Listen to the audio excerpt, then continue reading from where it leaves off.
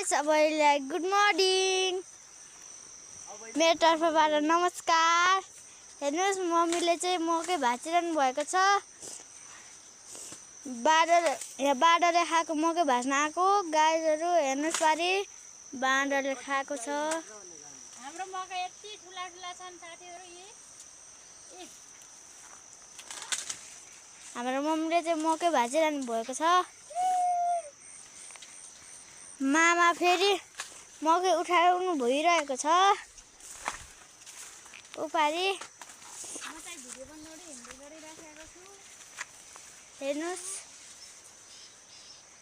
म चाहिँ भिडियो गरिरहेको छु।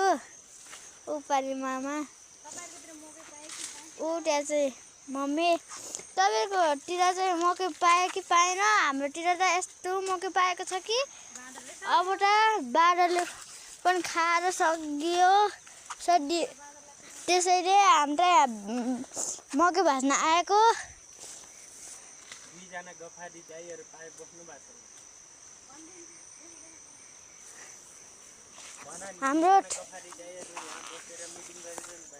हाम्रो मकैहरू यात्रा भएको छन्। तपाईँहरूको मकैहरू चाहिँ कस्तो छन् कमेन्टमा भन्नु होला।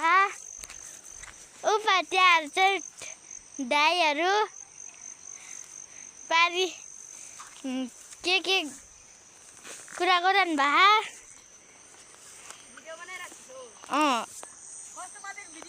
हेर्नु पारी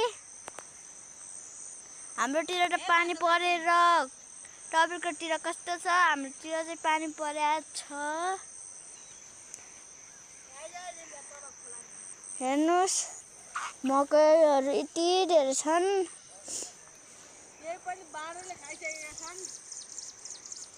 बाँदरले खाएको त यति धेरै छन्। बाँदरले खाएको उबार के गफ गरिरहनु भएको। हेर्नुहोस् पारी पार्न र कुहिरो लाएर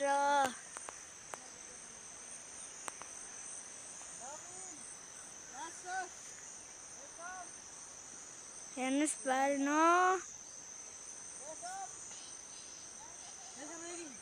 बाँदर लागेको छ।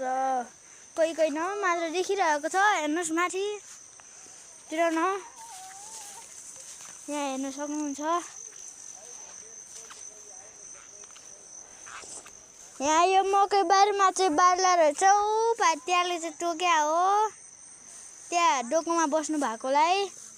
त्यही भएर पारि के गफ गरिरहनु भएको छ। हेर्नुहोस् हाम्रो मकै बारीमा यस्तो